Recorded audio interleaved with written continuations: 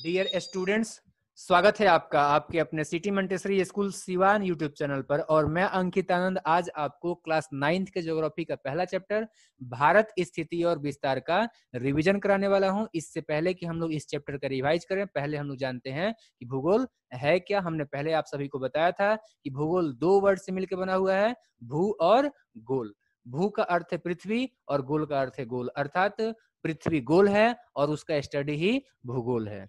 बात करते हैं डेफिनेशन का, तो भूगोल का हम लोग बताएंगे कि भूगोल एक ऐसा शास्त्र है जिसमें हम सभी जनसंख्या, पृथ्वी के ऊपरी स्वरूप और उसके प्राकृतिक एवं राजनीतिक विभागों का अध्ययन करते हैं। हमने आप सभी को बताया है कि भूगोल का पिता इरेटोस्थनीज को माना जाता है, वहीं आधुनिक भूगोल का पिता अलेक्जेंडर वन हेम्बोल्ट को माना जाता है। बात करते हैं भारत की स्थिति और विस्तार का, तो सबसे पहले हम लोग डिस्कस करेंगे इस चैप्टर के अंदर में भारत की पृष्ठभूमि के बारे में। तो ध्यान रखिए कि भारत का गिनती जो है वो दुनिया के प्राचीनतम सभ्य और सुसंस्कृत देशों में होता है। दुनिया में पहला गणतंत्र लिच्छवी भारत में ही विकसित हुआ था और दुनिया के प्राचीन और सबसे सभ्य सभ्यताओं में से जो है एक सभ्यता सिंधु घाटी सभ्यता भारत का अविभाज्य अंग था। दुनिया में आज भी सबसे बड़ा गणतंत्र भारत ही है। ये एकमात्र ऐसा देश है जिसके नाम पर किसी एक महासागर का नाम रखा गया है और वो महासागर का नाम है हिंद महासागर। ज्ञान विज्ञान की बात की जाएगा तो ज्ञान विज्ञान अध्यात्म में भारत जो है वो पूरे दुनिया का गुरु रहा है। यहाँ का रामायण महाभारत पंचतंत्र की कहानियां सिर्फ भारत में ही नहीं बल्कि विदेशों तक फैली हुई है और भगवान बुद्ध के उपदेश तो दुनिया के चारों दिशाओं में फैले हुए हैं। बात करें यहाँ के मैथमेटिक्स का, तो यहाँ के गणितीय संख्याएं और दशमलव प्रणाली अरब के देशों से होते हुए यूरोप तक पहुंचे। वहीं बात करेंगे अगर विश्वविद्यालयों का, तो जो दुनिया के इंडिया के प्राचीनतम विश्वविद्यालय हैं जैसे कि नालंदा विश्वविद्यालय, तक्षशिला विश्वविद्यालय, उदंतपुरी है, तो यहाँ पर सिर्फ इंडिया से ही नहीं बल्कि तिब्बत, चीन, जापान, यूरोप से विद्यार्थीगण आते थे पढ़ने के लिए। यहाँ से स्थल मार्ग के जरिए और समुद्र मार्ग के जरिए गरम मसाले और सूती रेशमी कपड़ों का व्यापार होता था दुनिया के अलग अलग बहुत सारे देशों के साथ में।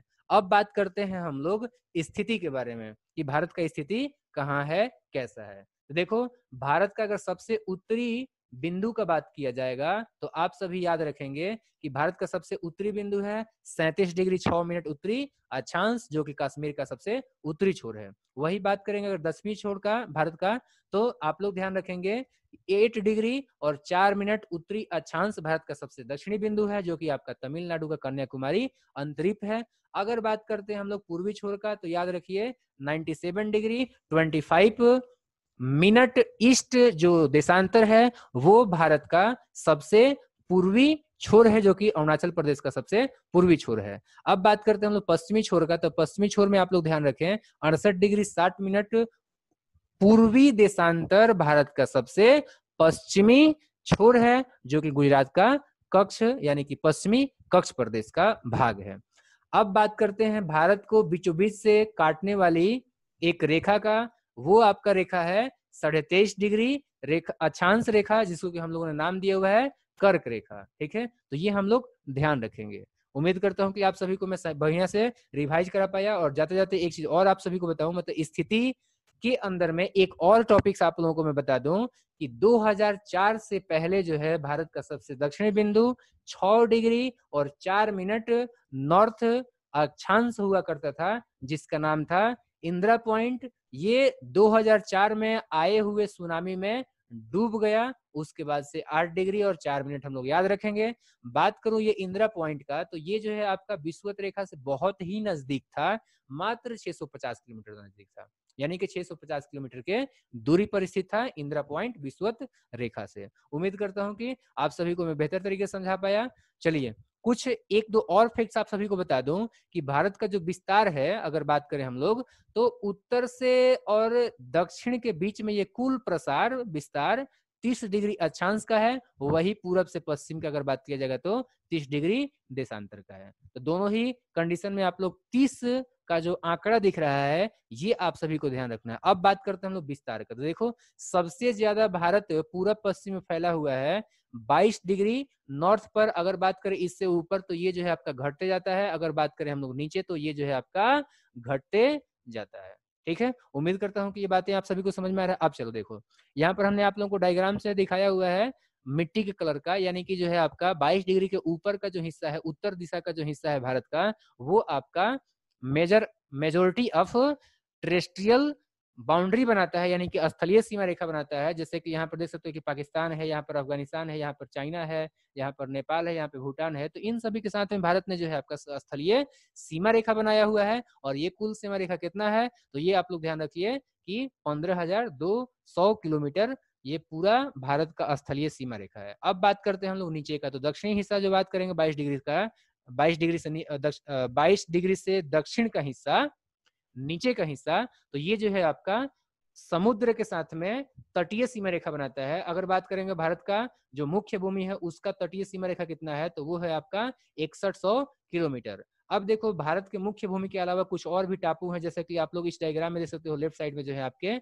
लक्षद्वीप का कुछ टापू यहाँ पे दिख रहा है, यहाँ पर जो है आप लोग को अंडमान एंड निकोबार द्वीप समूह दिख रहा है। तो इन सभी का भी अगर हम लोग सीमा रेखा जोड़ लें तो कुल मिलाकर हो जाता है भारत का सीमा रेखा 7516.6 किलोमीटर।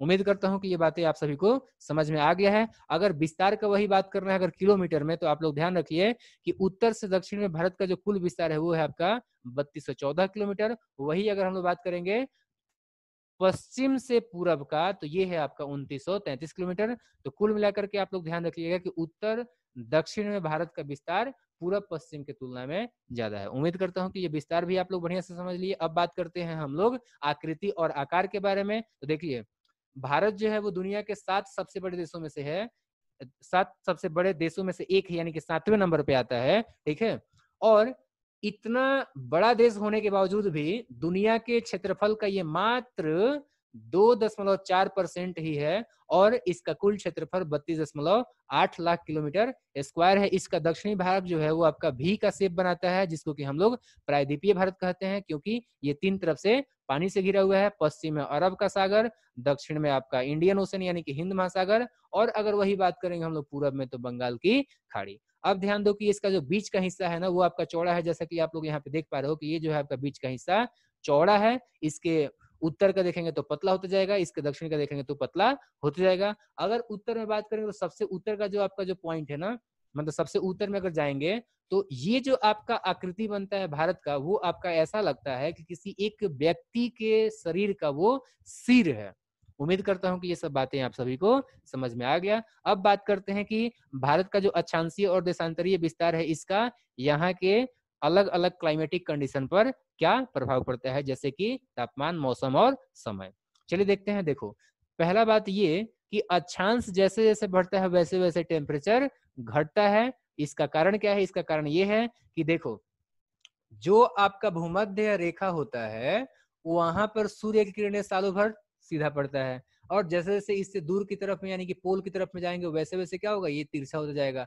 अब चूंकि सीधा पड़ रहा है किरण भूमध्य रेखा पर, तो भूमध्य रेखा के आसपास में गर्मी ज्यादा होगा, क्योंकि ज्यादा मात्रा में सूर्य का प्रकाश पहुंच रहा है। अगर बात करेंगे थोड़ा सा पोलर रीजन की तरफ में, यानी कि जैसे जैसे हम लोग जो है इक्वेटर से दूर जाएंगे, भूमध्य रेखा से दूर जाएंगे, वैसे वैसे किरणें तिरछी होती जाएंगी, और तिरछे होने की वजह से क्या होगा कि वो ज्यादा डिस्टेंस ट्रेवल करेंगी, और ज्यादा डिस्टेंस ट्रेवल करेंगे तो इसकी वजह से कम आपका ऊष्मा पहुंचेगा, और इस तरीके से वहां पर टेम्परेचर कम रहेगा। तो यही कारण है कि केरल और तमिलनाडु में तापमान ज्यादा होता है सालों भर। वही बात करेंगे हम लोग जम्मू कश्मीर में, तो टेम्परेचर सालों भर कम रहता है। तो ये कंडीशन जो है आपका मतलब अक्षांश के विस्तार के प्रभाव है भारत के अलग अलग राज्यों में। अब बात करते हैं कर्क रेखा का क्या प्रभाव है। तो देखो, कर्क रेखा जो है भारत को बीच से तो आपने जान लिया है कि 2 भागों में बांटता है। ऊपर का जो रीजन है वहां पर शीतोष्ण क्षेत्र बन जाता है, और नीचे का जो हिस्सा है वहां पर उष्ण क्षेत्र बन जाता है, क्योंकि नीचे का जो हिस्सा है वो हमेशा ज्यादा गर्म रहता है, जबकि ऊपर का हिस्सा बात करेंगे तो वो आपका गर्म और ठंडा दोनों होता है। तो इस तरीके से 2 रीजन में कर्क रेखा जो है आपका इंडिया को बांट रहा है। अब बात करते हैं कि अक्षांशीय दूरी के विस्तार का दिन और रात की अवधि में अंतर पर कोई प्रभाव पड़ता है या नहीं? तो बिल्कुल यहाँ पर भी प्रभाव पड़ता है। अक्षांशीय दूरी जैसे जैसे बढ़ता है वैसे वैसे दिन और रात की अवधि में अंतर भी बढ़ते जाता है। जैसे कि एग्जाम्पल में बात करेंगे तो देखो, केरल और तमिलनाडु जो कि आपका भूमध्य रेखा से काफी करीब है, यानी कि अक्षांशीय विस्तार थोड़ा कम है, तो यहाँ पर 45 मिनट का ही आपका अंतर है दिन और रात की अवधि में। जबकि वही जम्मू कश्मीर जो कि आपका इक्वेटर से काफी दूर हो गया, तो यहाँ पर देख सकते हो कि 5 घंटे का अंतर होता है। उम्मीद करता हूँ कि ये बातें आप सभी को समझ में आ गया। अब देखते हैं कि पूरब से पश्चिम जाने पर क्या समय पर कोई प्रभाव पड़ता है या नहीं पड़ता है? तो बिल्कुल प्रभाव पड़ता है। हर एक 15 डिग्री जाने पर जो है आपका 1 घंटे का अंतर हो जाता है। अब चूंकि हमने अभी अभी बताया था कि पश्चिम और पूरब के बीच में 30 डिग्री का अंतर है, और 15 डिग्री पर हमने बताया कि 1 घंटा, तो 30 डिग्री में आपका जो है 2 घंटे का अंतर हो जाएगा। तो इस तरीके से ध्यान रखिएगा कि अरुणाचल प्रदेश और ये गुजरात जो राज्य है, इसके बीच में 2 घंटे का अंतर होता है समय में। अब बात करते हैं भारत और विश्व का क्या संबंध है। तो देखो, भारत जो है वो उसका स्थिति दुनिया के प्रमुख महासागरीय व्यापारिक मार्ग पर है, जिसकी वजह से कि भारत का व्यापारिक संबंध दुनिया के तमाम बहुत सारे देशों के साथ में, जैसे कि बात करो तो पूर्वी एशिया के देश हो जाएंगे, दक्षिणी एशिया हो जाएगा, अफ्रीका है, यूरोप है, ऑस्ट्रेलिया है, तो इन सभी महादेशों के, यानी कि इन सभी रीजन्स के बहुत सारे देशों के साथ में इसका व्यापारिक संबंध, इसके दुनिया के मैप पर, यानी कि दुनिया के क्षेत्रफल पर एक बहुत ही प्रमुख महासागरीय व्यापारिक मार्ग पर होने की वजह से है।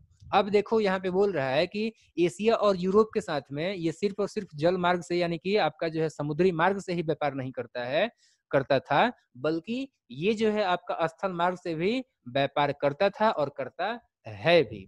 ठीक है, देखो अब व्यापार के साथ साथ में क्या हुआ कि भारत के जो विचार विमर्श हैं, यानी कि यहाँ का जो थॉट है, यहाँ का जो भी ज्ञान विज्ञान है, ये भी दूसरे देशों तक पहुंचते गया। और 1869 में जब सुएज नहर खुल गया, तो इसकी वजह से भारत और यूरोप के बीच में आपका जो डिफरेंस है, वो जो दूरी है वो 7,000 किलोमीटर और कम हो गया। और जाहिर सी बात है कि दूरी कम होगा तो नजदीकी ज्यादा बढ़ेगा, और नजदीकी ज्यादा बढ़ेगा यानी कि व्यापार वगैरह में ज्यादा तरक्की करेगा भारत, या फिर दूसरे जो देश हैं उनके साथ में इसका भारत व्यापारिक संबंध और अच्छा होगा। अब बात करते हैं हम लोग भारत के पड़ोसी देशों के बारे में। तो सबसे नजदीक के जो देश हैं वो हैं आपके सीमा से सटे हुए देश, जिसमें कि आपका यहाँ पर का पाकिस्तान आ जाएगा, यहाँ पर का अफगानिस्तान आ जाएगा, यहाँ पर का चाइना आ जाएगा, यहाँ पर का नेपाल हो जाएगा, यहाँ पर का भूटान हो जाएगा, यहाँ पे भूटान हो गया, और यहाँ पर का आपका बांग्लादेश हो गया, यहाँ पर का म्यांमार हो गया। ये सब ऐसे कुछ देशों का हमने नाम बताया जो कि भारत के सीमा से सटे हुए हैं, और इस वजह से ये निकटतम देश हो गए।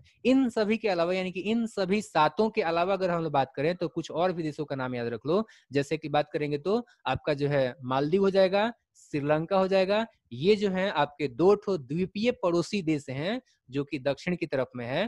ठीक है, अब देखो, ये हमने बता दिया कि दक्षिण में जो है आपके 2 देश मालदीव और श्रीलंका याद रखो। तो वही उत्तर में अगर हम लोग बात करेंगे तो फिर आप लोग को ध्यान रखना है चाइना का, नेपाल का और भूटान का। पश्चिम में बात करेंगे तो आप लोग अफगानिस्तान और पाकिस्तान याद रखिए, और अगर हम लोग बात करेंगे पूरब में तो बांग्लादेश और म्यांमार याद रखेंगे। ध्यान दीजिए कि ये जो श्रीलंका है, ये आपका मन्नार की खाड़ी और पाक जल संधि के द्वारा सेपरेटेड हुआ है। अगर हम लोग बात करेंगे वही भारत और पाकिस्तान के बीच में जो सीमा रेखा है उसका नाम क्या है, तो उसका नाम है रेड क्लिफ लाइन, जो कि रेड क्लिफ के नाम पर रखा गया है। और भारत और चीन के बीच में जो सीमा रेखा है उसको हम लोग मैकमोहन लाइन के नाम से जानते हैं। अब हम लोग बात करते हैं सार्क के बारे में कि सार्क क्या है। तो देखो, सार्क अगर फुल फॉर्म हम लोग बात करेंगे तो सार्क का फुल फॉर्म हो जाएगा south Asian association for regional cooperation. इसका अर्थ हुआ, इसको हिंदी में हम लोग दक्षेस बोलते हैं, और दक्षेस का हिंदी हो जाएगा आपका जो है